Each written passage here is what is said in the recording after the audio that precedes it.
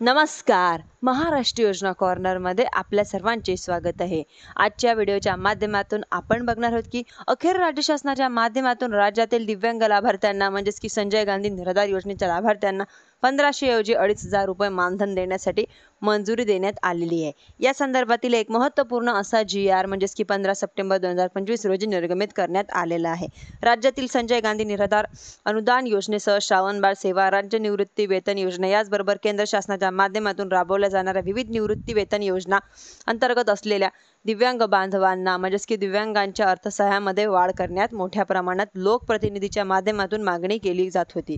परंतु याच अनुषंगाने आता 3 सप्टेंबर 2025 रोजी राज्य मंत्रिमंडळाच्या बैठकीमध्ये मानधन वाढ करण्यासाठी मंजुरी देण्यात आलेली आहे. मात्र अद्याप यांचा GR निर्गमित करण्यात आलेला नव्हता. ऑक्टोबर महिन्यापासून हे मानधन वाढून मिळेल निर्माण झालेला होता. अखेर राज्य शासनाच्या माध्यमातून ऑक्टोबर 2025 मध्ये दिव्यांग बांधवांना दिलं जाणार आहे 2500 रुपये करण्यासाठी मंजुरी देण्यात आलेली आहे.